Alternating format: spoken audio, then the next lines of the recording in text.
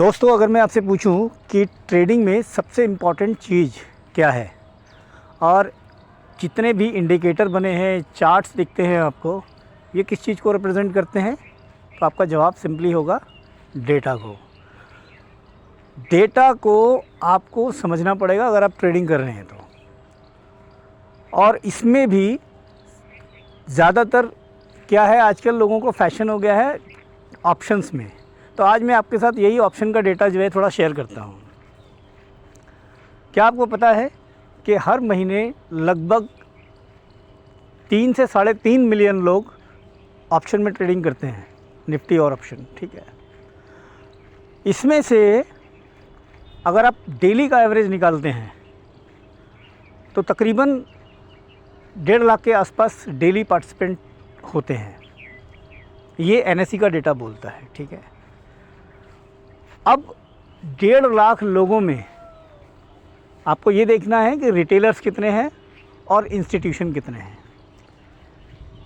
तो रिटेलर को अगर हम देखते हैं तो रिटेलर लगभग 90% के आसपास, 92% के आसपास शेयर करते हैं और बाकी जो है इंस्टीट्यूशन इसमें अपना हाथ मारते हैं।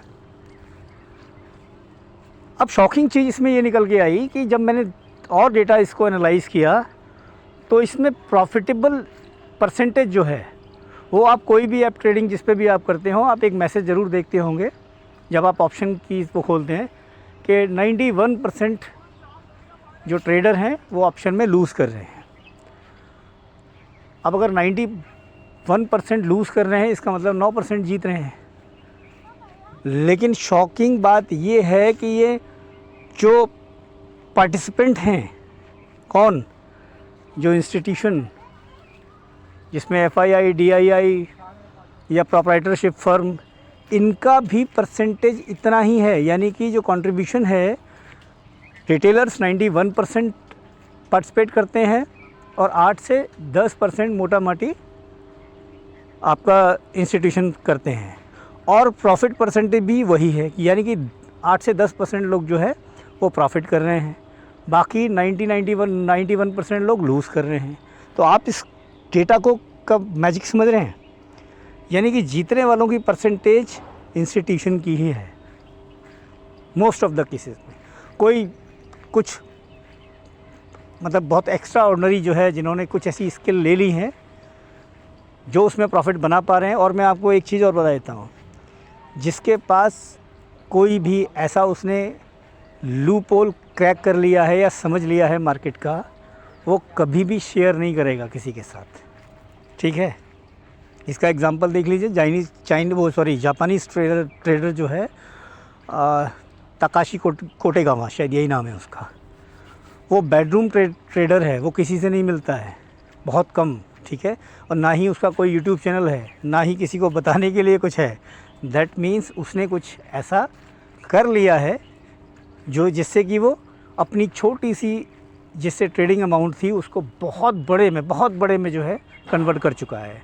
और इसे उसको बेडरूम ट्रेडर कहते हैं। उसका most of the time bedroom में ही जाता है।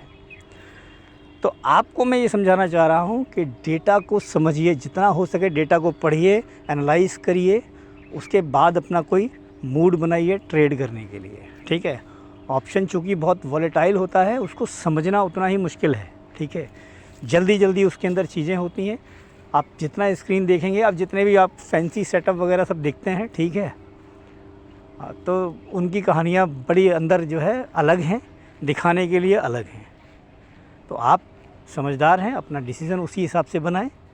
पहले डेटा पढ़ें हर चीज़ का, ठीक है। सीखने का तरीका है कि आप उसमें महारत हासिल करें, पहले उसकी समझ डेवलप करें। जब डेटा के बेसिस पे आपको कुछ विजुअलाइजेशन होने लगे तब आप ट्रेड करें।